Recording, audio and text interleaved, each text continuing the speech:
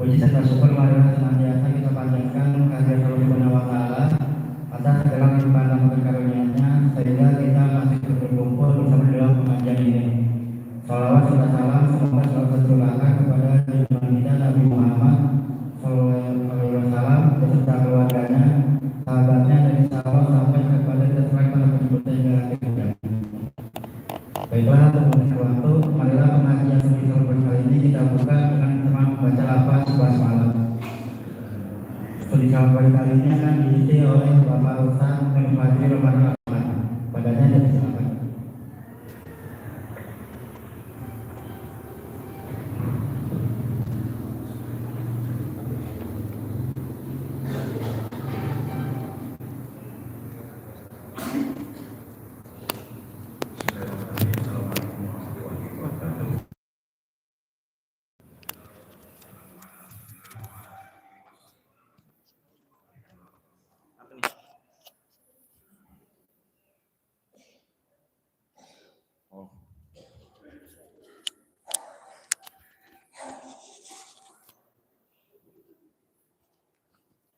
Para bapak, para ibu yang dirahmati Allah, teman saya, Wandes, mudah-mudahan sehat selalu. Para hadirin Jamaah Masjid Al-Mujahidin Kukusan yang semoga Allah berikan kesehatan dan keberkahan selalu. Insya Allah kita pada pagi hari ini melanjutkan sequel pengajian kita sekitar 2 pekan lalu ya. Jadi 2 pekan lalu kita bahas bahwasanya manusia butuh aturan moral. Manusia butuh apa? Butuh aturan moral. Dan aturan moral yang ada dalam peradaban manusia lintas sejarah sudah kita paparkan 7 berapa mazhab? 7 mazhab. Dan dari semua itu ternyata semuanya salah ataupun kalaupun mengandung kebenaran maka kebenarannya parsial. Jadi kalau ada benernya mazhab nihilisme ada benernya, tapi salahnya lebih banyak.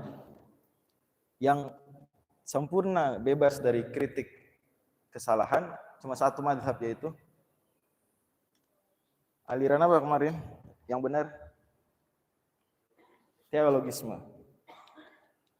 Jadi standar moral yang paling bagus dan satu-satunya yang benar itu adalah standar moral istilahnya teologisme. Standar moral berdasarkan agama. Maka salah satu kritikan terhadap mazhab ini benar, tapi ada aja yang kritik. Dan itu kita bahas kali ini adalah bagaimana mungkin Anda menjadikan agama menjadi standar moral, sementara agama aja banyak. Yang jadi standar moral agama apa? Agama I kah, agama K, agama Y, agama Z, agama yang mana? Gitu kata orang-orang yang aliran mazhab lain. Paham nggak nih kritikannya? Bisa dipahami ya? Kata mereka, oke, kalau kita mau ngatur hidup pakai agama, sip. Masalahnya yang ngaku agamanya dari Tuhan tuh nggak cuma satu, masalahnya banyak. Yang mana yang mau kita jadikan standar moral? Agama yang mana? Setelah sudah kita bantah semua teori kecuali tinggal agama jadi standar moral, dia yang benar. Tapi pertanyaan berikutnya, yang mana dipakai? Nah, dapat ya poinnya ya. Dan itulah pengajian episode kedua kita ini.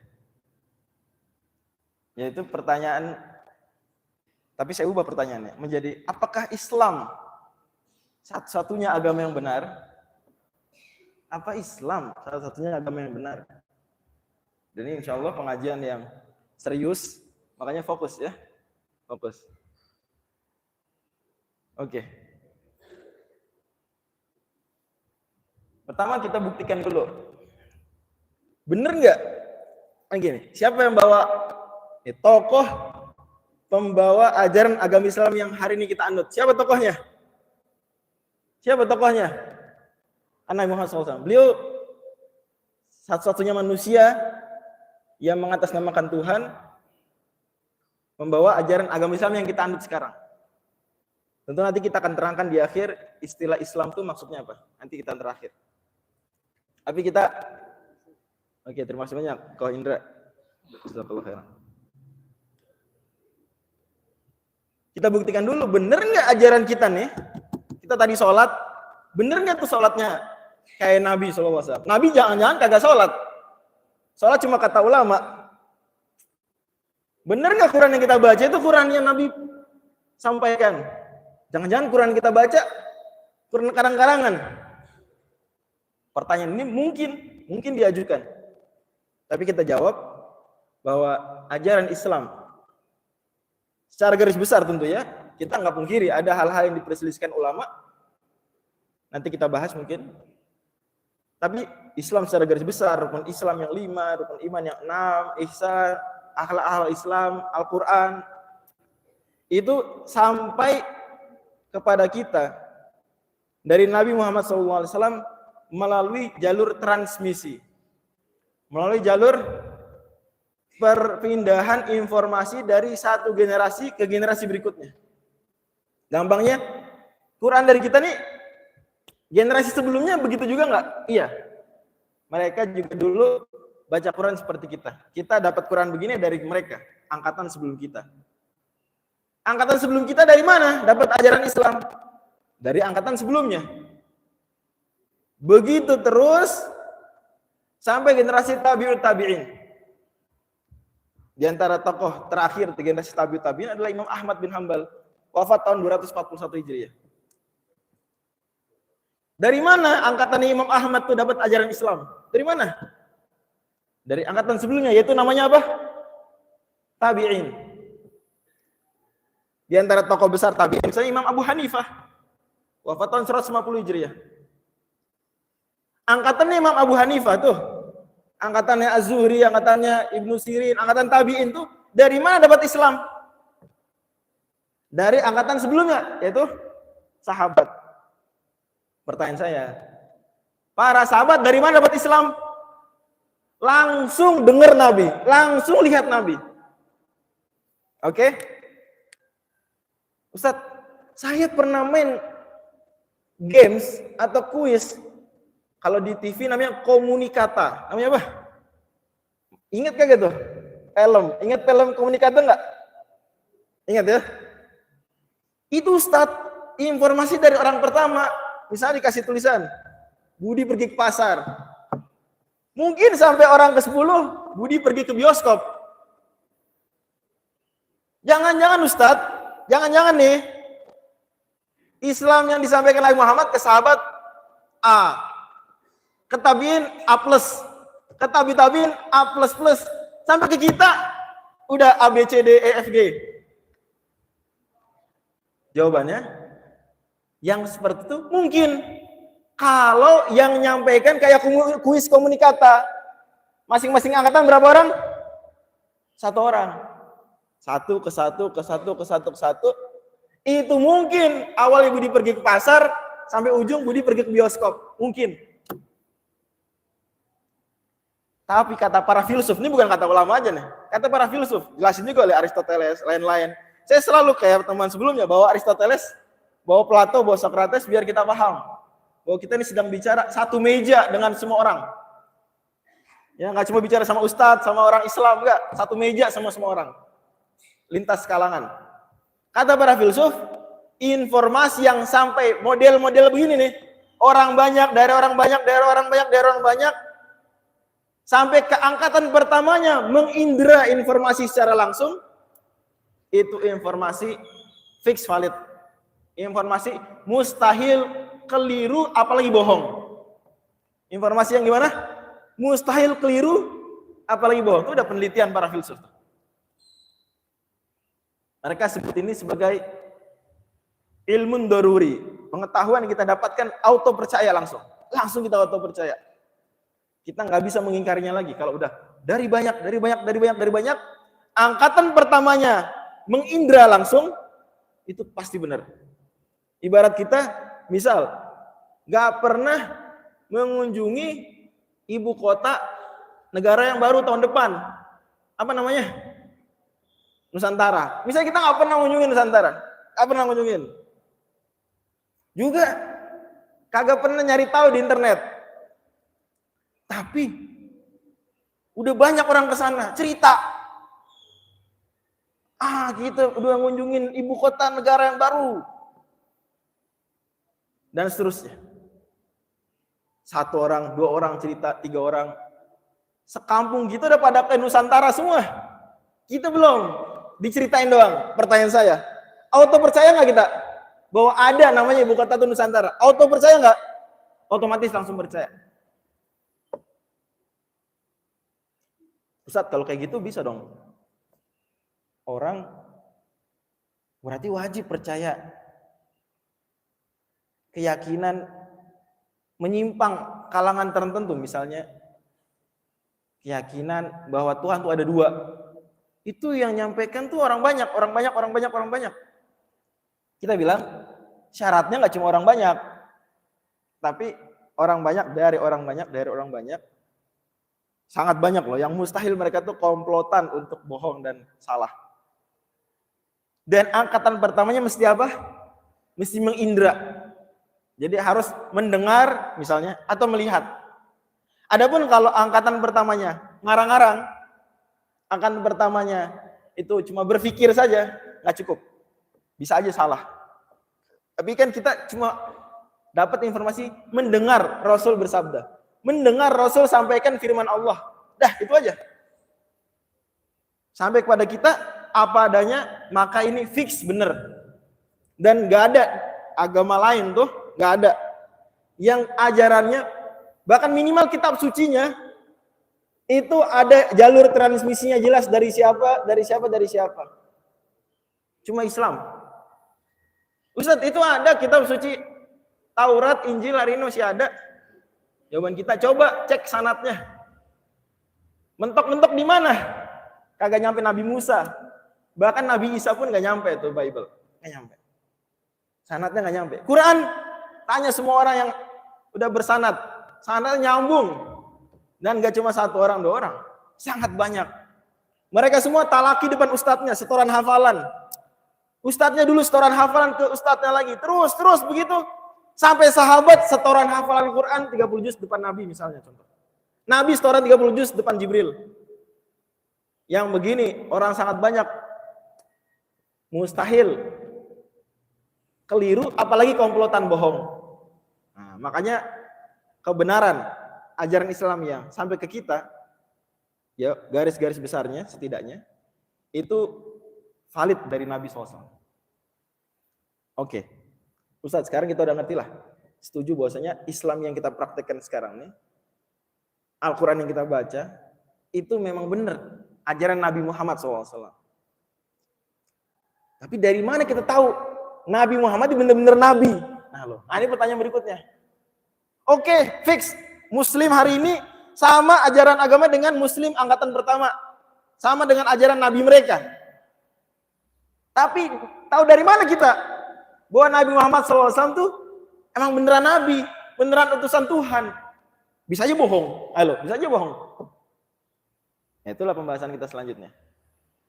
Sekarang kita buktikan ya bahwa Nabi Muhammad SAW beneran Nabi. Tapi buktikannya dengan 3 argumen ini. Jangan kalau kita ditanya apa buktinya? Nabi Muhammad Nabi. Buktinya Allah berfirman, Muhammadur Rasulullah. Surat Al-Fatih. Jangan, itu argumen salah. Masa kita buktikan apa buktinya Nabi Muhammad Nabi? Buktinya adalah apa? Firman Allah, Muhammadun Rasulullah. Salah. Karena firman Muhammadun Rasulullah, kita tahu dari siapa? Kita tahu firman Allah, Muhammadun Rasulullah itu dari siapa? Tahu itu firman Tuhan. Tapi kan kita belum tahu ini orang namanya Muhammad, bener kagak ngatasnamakan Tuhan. Jadi kalau kita pakai argumen, Nabi Muhammad tuh, Nabi bener, dalilnya Quran, itu salah. Itu namanya silkur rizing, daur, muter-muter. Nabi Muhammad utusan Tuhan. Buktinya Allah bilang Nabi Muhammad utusan Tuhan. Kita tahu dari mana Allah bilang? Dari Nabi Muhammad. Nah, kita kan membuktikan beliau Nabi atau bukan? Masa pakai omongan beliau sendiri? Jangan pakai omongan beliau. Kalau bohong gimana? Misalnya ada orang sekarang nih, orang Depok, ngaku Nabi. Kayak dulu kan ada orang Depok ngaku Nabi. Saya Nabi, apa buktinya? Karena Tuhan berfirman, Nabi adalah saya misal contoh. Ya nggak bisa lah kita percaya dia. muter-muter. Pembuktiannya harus eksternal. Harus eksternal, sesuatu yang bukan kata-kata dia sendiri. Oke? Nah, ini 3 mujizat beliau, kan berarti sesuatu di luar diri beliau, bukan kata-kata beliau. Orang bisa lihat, ya. Terus ketinggian sirah hidup beliau. Ini hidup beliau gimana? Kalau ada orang tukang mabok, yang main perempuan dan seterusnya, ngaku nabi kayak kita, masa sih? Apa kekurangan orang apa? Kekurangan kader Allah. Ini ngutus nabi jadi orang kayak gini. Dan ajaran beliau sendiri sempurna. Untuk poin kedua dan ketiga, mungkin agak panjang jelasinnya. Kapan-kapan kita bikin pengajian khusus tentang itu. Tapi saya kasih simpulannya saja bahwa Nabi Muhammad SAW itu sepanjang hidupnya, kalau kita baca sirahnya, itu memang jalan hidupnya seorang nabi. Jalan hidupnya manusia terbaik.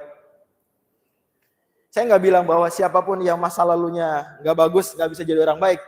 Kita nggak tutup kemungkinan tersebut. Bisa aja ada orang masih kecilnya mabok, masih kecilnya ngerokok haram ya Muhammadiyah ya, atau ngapain gitu ya, main perempuan. Tapi udah gede tobat itu mungkin. Tapi dia jadi nabi, enggak lah. Atau tukang bohong atau enggak jadi nabi. Nabi Muhammad SAW sejak kecil jalan hidupnya penuh perjuangan. Jalan hidupnya Nabi Muhammad SAW penuh kejujuran, disanjung oleh kaumnya, dan beliau cuma dimusuhi bukan gara-gara akhlak. Nabi Muhammad dimusuhi kaumnya bukan gara-gara Nabi Muhammad nilep duit arisan, bukan gara-gara Nabi Muhammad SAW merebut istri orang. Nabi Muhammad SAW dibenci sama kaumnya gara-gara apa? Cuma gara-gara ajaran beliau aja. Makanya jadi orang kita berusaha begitu. Dibenci misalnya karena istiqomah pakai jilbab, biarin. Jangan sampai dibenci karena lidahnya tajam ngomongin orang, itu nggak bagus. Biarin masjid misalnya mujahidin dibenci misalnya gara-gara mungkin gitu ya, gara-gara pegang teguh sunnah, apa biarin, pegang teguh sunnah. Daripada dibenci orang gara-gara masjid Muhammadiyah, masjid mujahidin misalnya panas gitu ya, bergerah, nggak enak kayak gitu. Nabi Muhammad SAW dibenci orang itu gara-gara apa? Bukan gara-gara akhlak, gara-gara ajaran beliau dan resiko. Justru itu semakin membuktikan kebenaran ajaran beliau. Kalau beliau bawa Islam cuma pengen berkuasa, ya. Sementara beliau sebelum jadi nabi itu sudah punya kuasa. Jadi cucunya Abdul Muttalib. Jadi Al-Amin. Suaminya wanita paling terpandang di Mekah. Nabi Muhammad SAW itulah yang mendamaikan Quraisy pas bangun Ka'bah. Itu sudah sampai di usia 40 tahun, beliau itu sudah sampai puncak kejayaan seorang anak muda 40 tahun. Nggak butuh lagi, apa kira-kira? Jadi Nabi nggak butuh untuk kuasain Mekah. Kalau Mekah waktu itu misalnya bikin pileg gitu ya, tuh pil walkot, menang Nabi Muhammad tuh pasti fix menang tuh. Nggak perlu kampanye, nggak usah pasang spanduk. Udah menang, pasti yakin kita. Kalau melihat petanya waktu itu, mana mungkin Abu Jahal menang lawan Nabi? Mana mungkin? Gak mungkin. Jadi Nabi udah berkuasa dan berkuasanya atas Mekah, atas Quraisy. Yang Quraisy itu suku paling terpandang di seluruh Arab. Posisinya di Mekah, tempatnya Ka'bah. Mereka menjaga Ka'bah, tempat yang diagungkan seluruh Arab. Kalau saya bilang seluruh Arab itu maksudnya ya senegara Arab Saudi lah kurang lebih. Sampai Yaman-Yamannya, sampai Irak-Iraknya. Sampai negara-negara Teluk. Jadi Nabi Muhammad SAW di usia 40 tahun sebelum menerima wahyu itu sudah siap jadi orang terhebat se-Arab. Udah, nggak usah ngaku nabi. Malah ngaku nabi, jadi dimusuhin. Coba bayangin. Kok malah masuk ngaku nabi gimana ente? Ente udah bener-bener hidupnya udah on the track jadi presiden. Kok malah ente menyatakan kebenaran ajaran Tuhan yang anti mainstream dengan kemusyrikan waktu itu. Ente merusak masa depan ente. Tapi biarin, inilah ajaran Tuhan. Nah ini semakin membuktikan bener-bener emang beliau tuh membawa ajaran Tuhan. Bener-bener beliau jujur. Nggak bikin Islam untuk berkuasa, nggak usah, ngapain. Beliau udah punya potensi itu semua. Itu tingginya sirah hidup beliau. Kemudian yang ketiga, ajaran Islam sempurna. Kagak ada satupun perbuatan manusia yang nggak ada aturannya dalam Islam. Nggak ada satupun perbuatan manusia, nggak ada apa? Nggak ada aturan dalam Islam. Tapi aturannya mantepnya adalah aturan yang tidak kaku, aturan yang tidak mengekang. Untuk membuktikan yang pertama, kita bilang bahwasanya setiap kita berbuat, misalnya menjatuhkan HP, misalnya minum 1 gelas air putih, atau sedikit aja karena kelamaan kalau minum segelas. Atau misalnya mainan apa nih, tablet, ada hukumnya nggak? Ada hukumnya nggak? Masa nggak ada hukumnya? Adalah mubah. Misalnya minum air putih apa hukumnya? Mubah. Geser-geser tablet, mubah. Banting HP sampai rusak, haram. Semua ada perbuatan kita, semua ada hukumnya. Perbuatan loh ya. Semua perbuatan kita ada hukum dalam Islam. Diambil dari dalil-dalilnya. Dalilnya semua ujung-ujung kembali ke Quran. Mau ijma' mau qiyas mau masalah mursalah, semua dalil kembali ke Quran. Ajaran Islam sempurna. Mau bahas kesehatan, Islam ngatur. Mau bahas ekonomi, Islam ngatur. Bahkan politik pun Islam ngatur. Makanya saya tanya nih, Muhammadiyah. Itu organisasi apaan sih? Saya tanya, organisasi apaan? Saya pernah nanya tuh, waktu acara Baitul Arqamnya IMM di Jakarta tuh. Ada yang bilang, organisasi pendidikan. Kenapa pendidikan? Sekolahnya banyak, kampusnya banyak. Saya bilang salah, bukan organisasi pendidikan. Oh, ada yang bilang lagi, organisasi kesehatan. Oh gitu. Ya habis, rumah sakit Islam hampir di semua provinsi ada, atau di semua kota ada. Bukan, salah. Ada yang bilang ini A, B, yang benar Muhammadiyah organisasi apa? Organisasi keislaman. Terus ngapain bikin rumah sakit? Ngapain bikin kampus, bikin sekolahan? Ngapain ngatur masalah lingkungan hidup? Ngapain bikin kokam? Ngapain? Ini semua ini ngapain? Tapak suci, ini ngapain semua nih? Kenapa? Kalau cuma organisasi keislaman, kenapa nggak cuma ngaji di masjid? Kenapa sampai bikin rumah sakit, bikin ini, masukin kadernya ke partai politik? Kenapa? Karena emang Islam ngajarin hidup tuh mesti apa? Mesti komplit, Islam ngatur semuanya. Jadi rumah sakit dibikin untuk menopang Islam. Tapak suci latihan untuk mendukung Islam. HW, apalagi? Rumah sakit, sekolahan, kampus, masukin kader ke parpol biar jadi caleg, biar jadi anggota legislatif. Itu semua tujuan akhirnya apa? Apa maksud kayak Ahmad Dahlan dulu bikin kayak gitu? Tujuan akhirnya biar mengajak masyarakat kembali kepada Al-Quran dan Sunnah. Kembali kepada Islam. Itu dia. Karena Islam komplit, maka dakwah Islam pun mesti apa? Mesti komplit. Wujudnya banyak. Semua itu aturan Islam. Makanya anggaran dasar Muhammadiyah kan mukadimahnya, ntar ada saya bacain di akhir. Hanya Islamlah aturan ketertiban hidup manusia. Cuma Islam doang. Oke, 2 dan 3 udah saya jelasin ringkas karena mukjizat. Mukjizat ini sebenarnya kalau di buku-buku ilmu teologi itu dibahas paling penting. Karena ini pembuktian yang paling gampang. Kalau tadi itu panjang. Membuktikan ini ada orang ngaku nabi. Membuktikannya dengan sirah hidup beliau. Ya, panjang. Masih baca dulu sejarah. Panjang. Ini orang udah ngaku nabi. Gimana cara buktiinnya? Atau pembuktian dengan kesempurnaan ajaran. Kadang mungkin lama. Tapi paling simpel gimana? Ada mujizat nggak? Nah, cara paling simpel. Cuma sebagian teolog seolah membatasi cuma mujizat pembuktian. Enggak.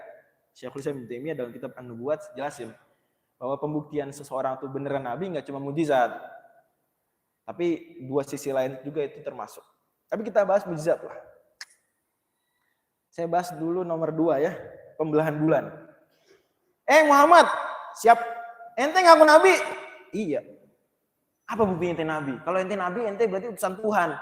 Tuhan kan yang nyiptain bulan. Kalau ente punya jalur komunikasi khusus sama Tuhan, coba ente Semua waktu itu orang Quraisy memang nggak minta bulan dibelah sih, mintanya bukit sofa jadi emas. Tapi kita anggap ini dialog fiktif ya.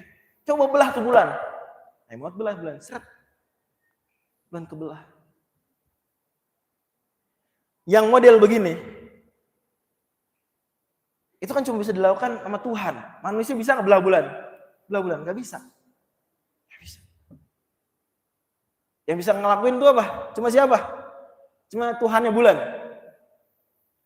Nabi Muhammad ngebelah bulan, berarti Nabi Muhammad utusan Tuhannya bulan. Pembuktian model gini kata para filsuf, ada orang ngaku utusan Tuhan. Dia bisa membuktikan dengan kekuatan supranatural yang cuma bisa dilakukan Tuhan, fix beneran dia utusan Tuhan. Beneran dia utusan. Langsung kita percaya, oh iya bener, ini dia utusan Tuhan. Kayak kita misalnya ini ada orang ngaku saya rektor UI misalnya. Siapa yang rektor UI ngaku? Mana sini ID card misalnya atau suratnya? Oh dia nunjukin surat, kita langsung percaya lah. Ini surat nih tanda tangan presiden atau datang presiden. Ini bener rektor UI misalnya. Ya kita percaya. Sama di sini. Saya beri umpama lagi yang ada di kitab akidah. Kalau ada seorang raja, dia kebiasaannya selalu apa? Pakai mahkota. Selalu pakai mahkota. Nggak pernah dilepas. Suatu ketika raja nih mengumpulkan seluruh rakyat. Rajanya pakai mahkota.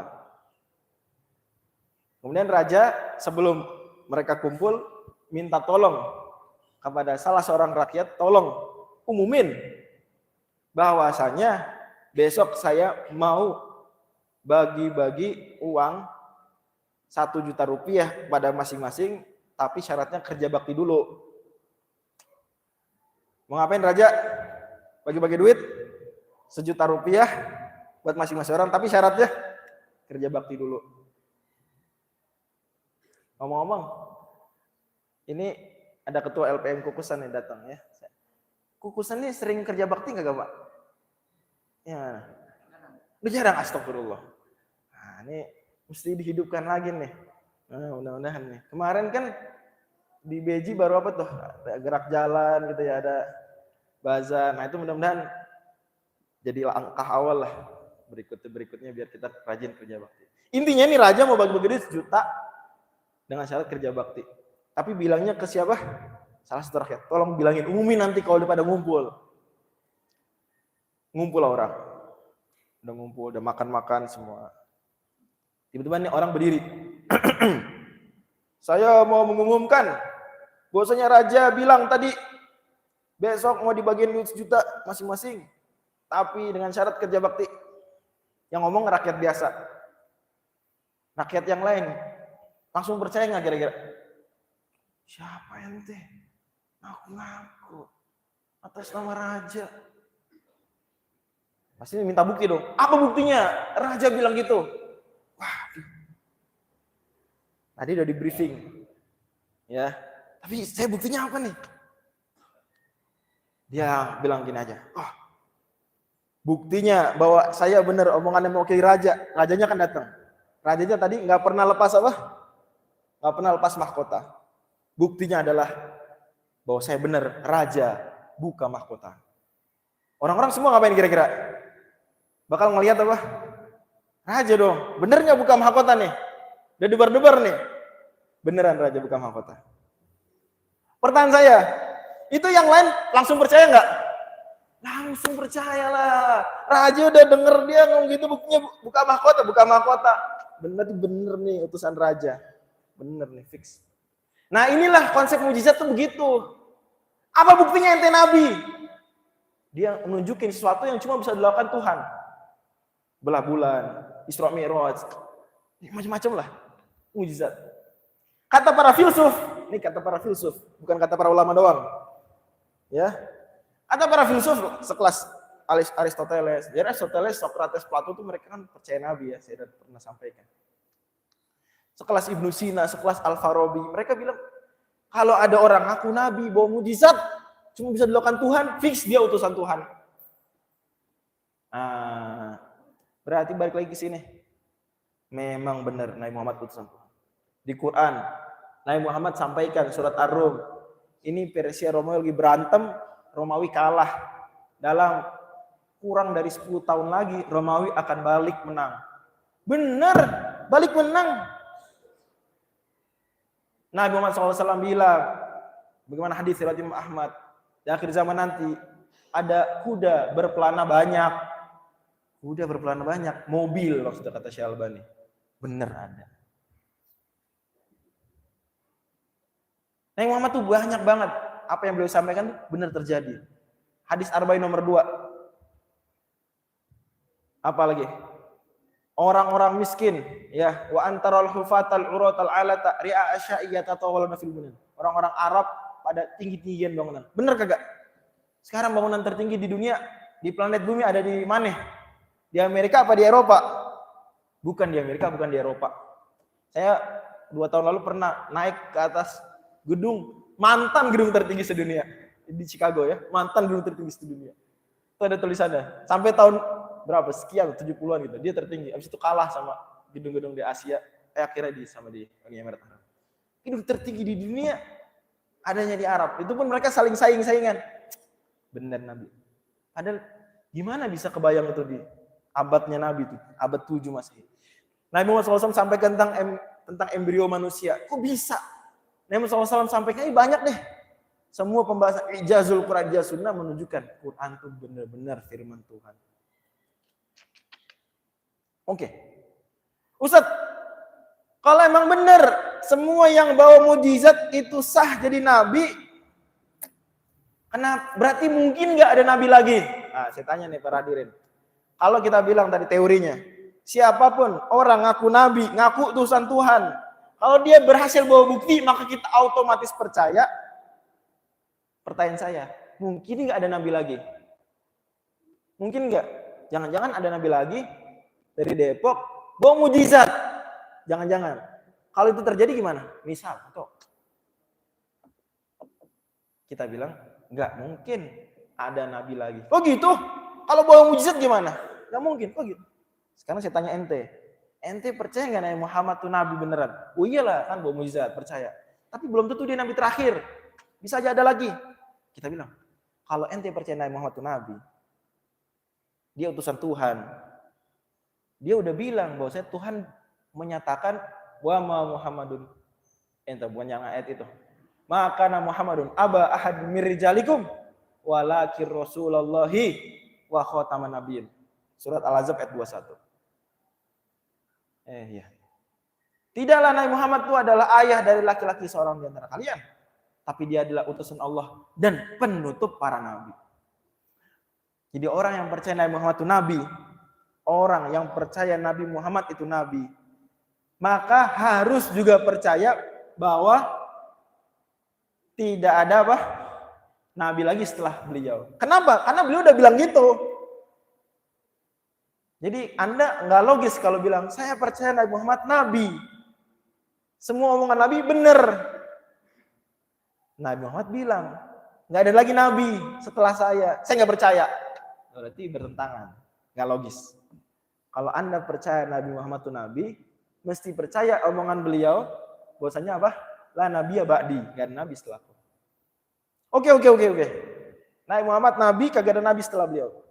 Tapi menurut saya, Nabi Muhammad cuma nabi untuk orang Arab aja, bukan untuk orang Indonesia. Bukan untuk orang Eropa. Gimana loh? Nah, gimana kalau bilang gini? Nabi Muhammad beneran nabi, tapi beliau nabi orang Arab aja. Kita bilang, ente percaya Nabi Muhammad nabi? Percaya.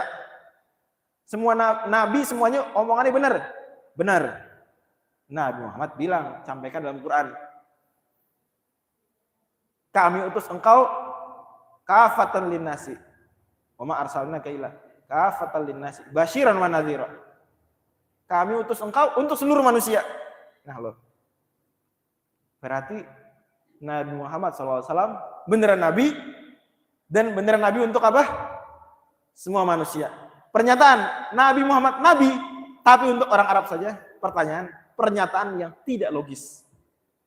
Kenapa? Karena kalau kita udah percaya Nabi Muhammad nabi, mesti percaya semua yang beliau sampaikan. Di antara yang beliau sampaikan, beliau utusan untuk semua manusia dan jin. Maka pernyataan Nabi Muhammad, Nabi orang Arab aja, pernyataan yang gimana? Gak logis. Masa percaya Nabi Muhammad benar, tapi gak percaya Nabi Muhammad itu Nabi untuk semua manusia. Beliau sendiri yang bilang, fix. Oke, saya percayalah Nabi Muhammad Nabi Muhammad gak ada lagi Nabi setelah beliau, Nabi Muhammad Nabi untuk semua manusia. Oke. Tapi menurut saya, kata orang nih, yang benar itu nggak cuma ajaran Nabi Muhammad, tapi ajaran-ajaran lain juga ada yang benar. Yang masuk surga bukan cuma umat Nabi Muhammad, ini bukan cuma umat Islam, seluruh para nabi juga ya. Tapi umat lain juga masuk surga. Kalau saya bikin agama sekarang juga masuk surga. Lagi-lagi kita bilang, Anda percaya Nabi Muhammad Nabi? Iya. Percaya semua omongan beliau benar? Percaya. Di antara yang Nabi sampaikan adalah surat Al-Imran. Inna dina indallahil Islam. Yang benar cuma Islam. Wa may yabtaghi ghairal islami dinan fala yuqbala minhu wa huwa fil akhirati minal khasirin.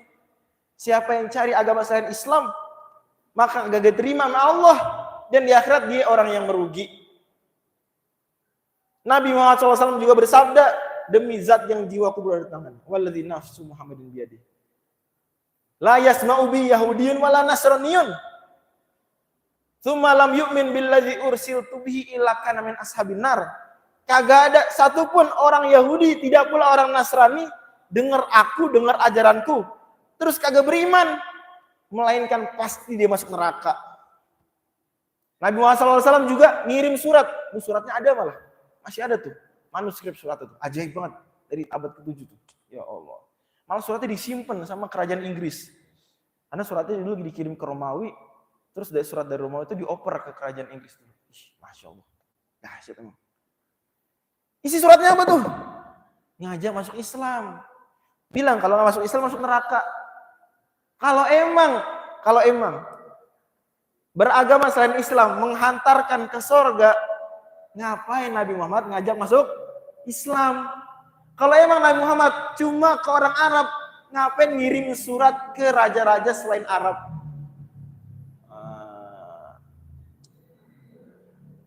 Ngerti kita. Dari sini kita udah dapat simpulan dari panjang tuh, premisnya udah berkali-kali udah saya ulang-ulang. Sampailah kita pada simpulan bahwa kalau enggak beragama Islam yang dibawa Nabi Muhammad SAW dan para nabi sebelumnya, maka enggak bisa kita masuk surga. Ustaz, gimana kalau ada orang ngikutin ajaran Nabi Musa sekarang nih? Gimana itu? Ngikutin ajaran Nabi Isa? Gimana? Nah, gimana? Kan Nabi Musa ajaran Islam juga. Ya. Nabi Isa Islam juga. Iya. Ada orang sampai sekarang gak mau beriman sama Nabi Muhammad, berimannya cuma sampai Nabi Musa, berimannya cuma sampai Nabi Isa. Gimana itu? Kita bilang bahwasanya ente percaya Nabi Muhammad Nabi? Iya percaya Nabi Muhammad Nabi. Kalau dia percaya. Cuma saya mau ngikutin Nabi Isa aja. Gak mau ikutin Nabi Muhammad. Kalau dia nggak percaya Nabi Muhammad Nabi, kita bawain bukti-bukti tadi. Udah percaya? Kita bilang, Nabi Muhammad SAW sampaikan, beliau ini ajarannya menasakh, mengabroget, mengamandemen ajaran para nabi sebelumnya. Bahkan Nabi bersabda dalam hadis Bukhari, "Lau kana Musa hayyan ma wasi'ahu illa tibai." Andai Musa hidup nih hari ini nih, andai Musa hidup kata Nabi hari ini, kagak boleh dia melainkan jadi umatku. Maka Nabi Isa nanti di akhir zaman kembali itu menjadi umat Nabi Muhammad SAW. Bukan jadi nabi lagi, bukan bikin agama baru. Ustaz, bisa aja itu maksudnya. Maksudnya Islam di situ agama perdamaian. Maka semua agama damai itulah Islam.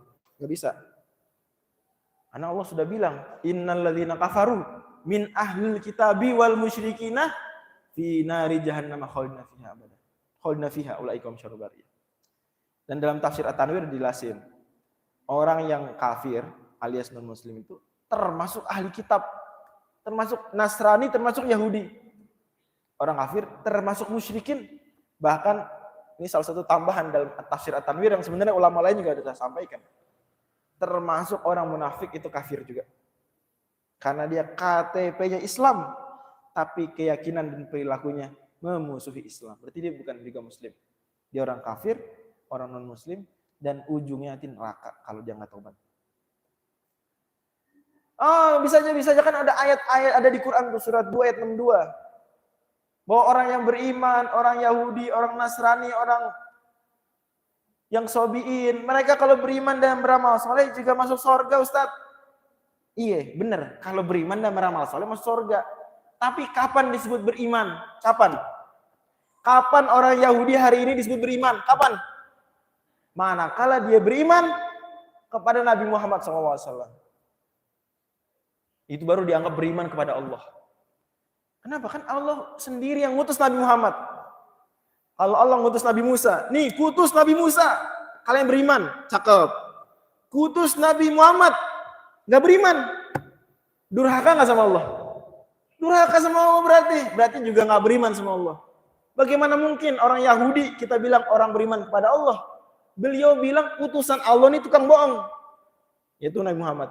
Mereka bilang Quran ini karang-karangan, dongeng. Padahal itu firman Allah. Maka orang Yahudi berarti meskipun mengklaim beriman sama Nabi Musa, bukan orang yang beriman kepada Allah. Kata Majelis Tarjih dalam tafsir At-Tanwir, masih jilid yang pertama, apabila mereka sulit dibayangkan kiranya memenuhi ajakan Al-Quran ini bersamaan dengan tetap memeluk agama mereka. Udah bunyi aja. Apa? Sampai jam 6 kan ya.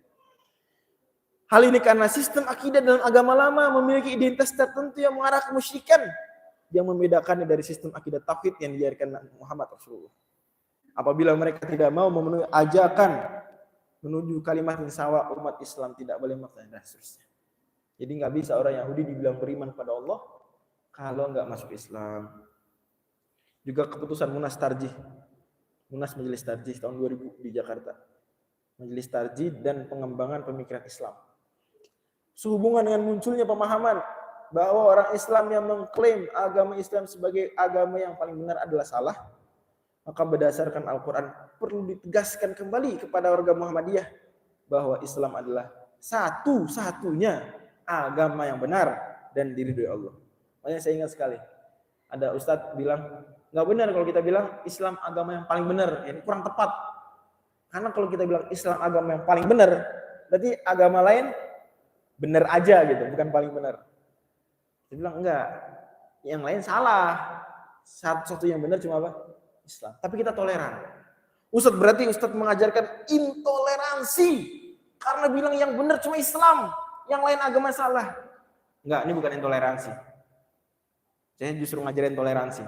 Meskipun kita yakin yang benar cuma Islam, meskipun kita yakin agama lain salah, meskipun kita yakin agama lain ujungnya neraka, tapi kita santun sama mereka. Tapi kita kagak maksa mereka masuk Islam. Tapi kita mempersilahkan orang lain, agama lain, menjalankan agamanya sesuai keyakinan. Toleransi bukan nih? Toleransi. Toleransi itu justru ketika Anda tahu orang lain salah, Anda biarin. Itu toleran. Tapi kalau Anda yakin dia benar, ya itu memang keyakinan Anda. Memang Anda seagama sama mereka. Maka Anda biarin. Tapi ini baru toleran. Manakala kita yakin orang salah, tapi kita biarkan mereka meyakini keyakinannya, meskipun kita yakin salah. Juga dalam fatwa MUI tahun 2005, ini fatwa terkenal, ya. Bahwasanya paham pluralisme agama yang mengajarkan semua agama itu sama dan kebenaran agama relatif itu adalah bertentangan dengan ajaran Islam. Umat Islam haram mengikuti paham tersebut. Umat Islam wajib bersikap eksklusif dalam arti haram mencampur adukan akidah dan ibadah dengan pemeluk agama lain. Tapi dalam hal sosial tidak berkaitan akidah dan ibadah, umat Islam bersifat inklusif melakukan pergaulan sosial sepanjang tidak saling merugikan. Juga Imam Nawawi sampaikan ijma para ulama, kesepakatan, dan ijma argumen yang pasti benar dalam Islam ya. Man lam yukaffir man dana bi ghairi islami kan nasara. Barang siapa tidak menganggap kafir orang yang beragama selain Islam, misalnya Nasrani. Au syakka fi takfirihim, atau ragu mereka kafir atau enggak ya. Au sahhaha madzhabahum, atau malah menganggap benar keyakinan agama lain tersebut. Fahuwa kafirun, maka orang ini justru apa? Justru kafir. Misal ada orang bilang, saya muslim, tapi saya yakin agama lain juga benar. Dia ini bukan muslim. Kata Imam Nawawi lagi, wa in azhara ma'a dzalikal islama wa taqadah. Meskipun dia menampakkan ngamalin Islam, dia sholat jamaah rajin, dia tahajud, tapi dia yakin agama lain juga benar, fix dia bukan muslim. Kok gitu Ustaz? Dia sholat, dia puasa, dia umroh, kok bisa jadi bukan muslim? Ya karena Allah udah bilang yang benar cuma Islam, yang lain salah. Dia bilang yang lain mungkin benar. Itu apa nggak melawan Allah? Itu apa nggak ingkar sama Quran Sunnah? Ingkar. Maka Imam Nawawi sepakat ulama bahwa orang jangankan ngebenerin, menganggap bener, ragu aja. Ragu, jangan-jangan agama lain bener juga. Itu kita udah saat itu, detik itu kita bukan muslim. Karena kita berarti ragu dengan firman Allah, ragu dengan sabda Nabi. Nah, penutup dari sequel kita, 2 kajian kita tentang isu standar moral adalah, jika telah terang bahwasanya aturan moral yang benar hanyalah yang berasal dari Tuhan, karena dia lepas dari kepentingan-kepentingan manusia.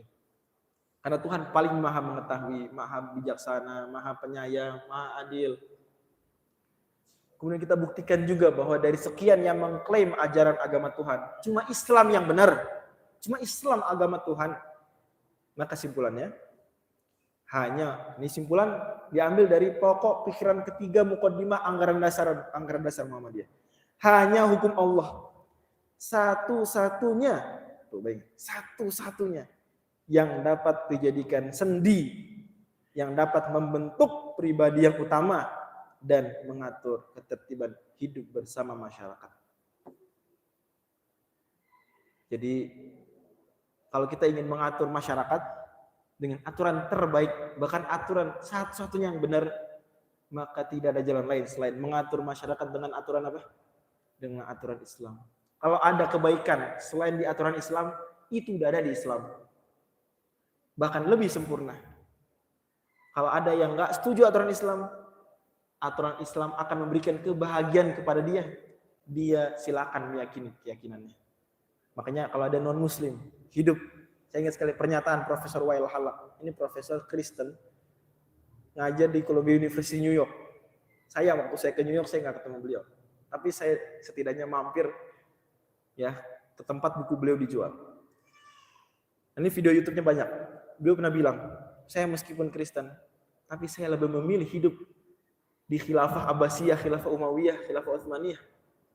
Karena non-muslim pun mendapatkan kebahagiaan yang sangat dahsyat hidup di bawah naungan aturan Islam.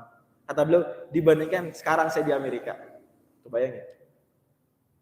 Non-muslim bilang, mendingan hidup di bawah naungan aturan Islam, tapi daripada hidup di bawah naungan Amerika. Wallahu a'lam. Itu barangkali pengajian kita. Seperti biasa kita sampai jam 6. Sudah jam 6 sekarang. Maaf kalau ada yang kurang berkenan. Tutup dengan doa kafaratul majlis. Subhanakallahumma bihamdika asyhadu an la ilaha illa anta astaghfiruka wa atubu ilaik. Wassalamualaikum warahmatullahi wabarakatuh.